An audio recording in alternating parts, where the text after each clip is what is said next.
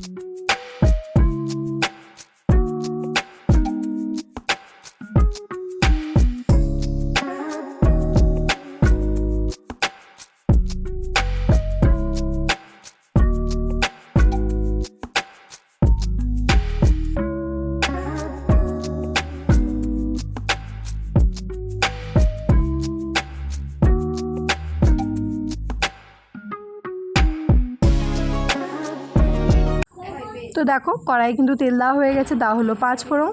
এবার দেওয়া হবে পেঁয়াজ কুচি, যেভাবে আর কি মশলাপাতি করা হয় সেভাবেই আর কি পেঁয়াজ কুচিটা দিয়ে ভালো করে আর কি মশলাটাকে কষিয়ে নিতে হবে। আর মশলাটাতে আগেই তো তোমাদেরকে দেখিয়ে দিয়েছি, টমেটো, আদা, রসুন, দুটো লঙ্কা আর জিরে, ওটা দিয়ে আর কি মশলাটা বানানো হয়েছিল। এক্সট্রা কোনো রকমের মশলা দেওয়া হয়নি, সবজি মশলা হোক বা গরম মশলা হোক, কোনো কিছু মশলা দেওয়া হবে না, এমনি প্লেন রান্নাটা হবে। তো এবার পেঁয়াজটা লাল করে ভাজা হওয়ার পর তারপরে কিন্তু মশলাটা অ্যাড করা হবে। আর ঘরের যে সমস্ত ঘরোয়া মশলাপাতি হয় আর কি, মানে একটু লঙ্কার গুঁড়ো আর একটুখানি হলুদ গুঁড়ো, ওটাই আর কি রান্নাতে ব্যবহার করা হবে।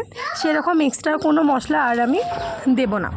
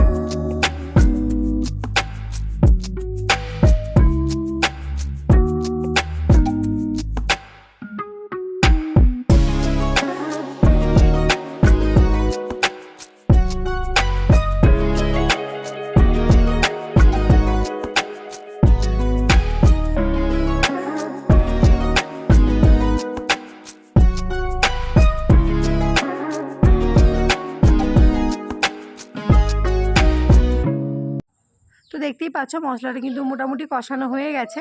এবার এতে অ্যাড করব ওই ভেজে রাখা সবজিগুলো, ওই আলু, সয়াবিন, টমেটো।